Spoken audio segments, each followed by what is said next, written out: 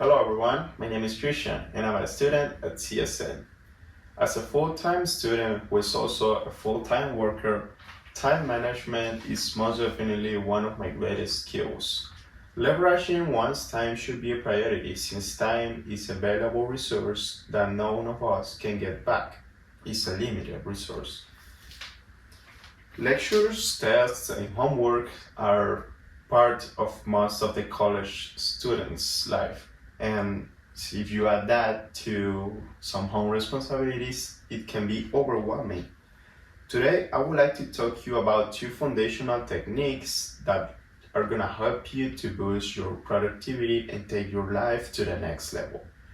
Let's get started with the first one. Using a calendar to plan your week's activities is a game changer when talking about time management. When using a calendar, the most important thing is your commitment to stick to your plans. Why? Well, it is easy to do nothing, so the question is, why should you do anything?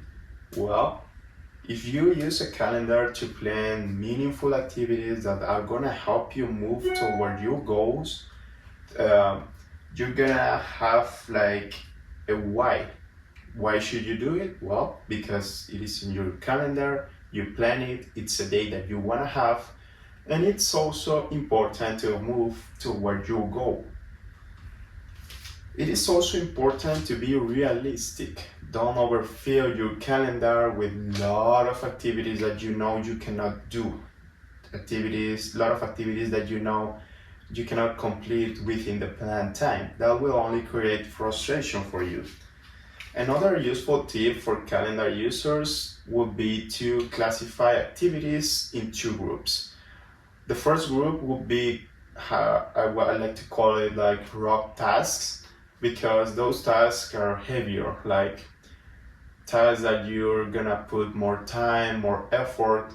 Those activities usually are the ones that help you move toward your goals. For example, if you're in a math class and you wanna succeed in that class, studying math like 2 hours a day with some practice exercise is definitely a rough task. The second group can be called win tasks. Those tasks are more routine activities. They're not gonna help you move toward any goal. They're also they're gonna take you less time, less effort because it's more routine than anything. So would be something like doing laundry, washing your car, cleaning your room. All those are perfect examples of win tasks. I would recommend you to use different colors or tones of colors, like hot colors like red, orange for rock tasks, and cold colors like blue, violet for those win tasks, in order to have some idea when you take a glance at your calendar on the importance of those activities. You don't have to do it as I told you. You can do it as you like it, but that's a good suggestion. And now we can move to the second technique. It is often called time blocking, and it has proven to be really effective when trying to manage one's time. And the thing is, that technique can be perfectly integrated with the first one.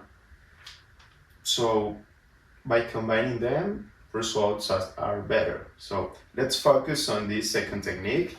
This method asks you to divide your day into blocks of time, protected blocks of time. Why? Because each block is destined to the accomplishing of a task or a group of tasks in a specific time, So instead of keeping an open-ended list of things to do that you're gonna get as you can, sometimes you don't even do that. But instead of keeping that open-ended to-do list, what you're gonna have is a concrete schedule, a concrete outline of what you're gonna do and when. So The key to this method is to prioritizing your task list in advance and move toward that. So a weekly review should be a must, just to check what you did, what you did not. But when doing time blocking, you're gonna take stock of what is coming for next week ahead and make a rough schedule of your time, of your task, what you're gonna do, when you're gonna do it, and that. So at the very end of every day, like maybe not every day, but every week, but as I told you, there should be a review, okay? Because at the very end of every work day or every work week, review any task that you did not accomplish, okay? Because those tasks probably need to be done. So take a look at that, and as well as any new tasks that have come in and you have to do. And adjust your time blocks for the rest of the day or rest of the week in order to put in those tasks that you did not complete or those tasks that have come in. Life happens.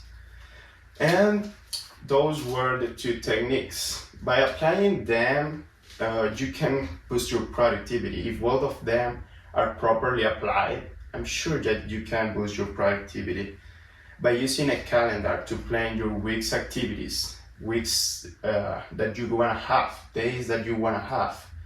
Because remember, it is easy to do nothing. The question is why to do something? Well, because you wanna do it, because it's gonna help you to move toward your goals. And if you combine that, planning meaningful activities in a calendar and setting like blocks of time to complete each of them, you can lower the natural resistance in the pursuit of any goal. Remember that although time is a valuable resource that we all have, none of us can get it back. So use it wisely. Hope you find it useful, and that was all for today.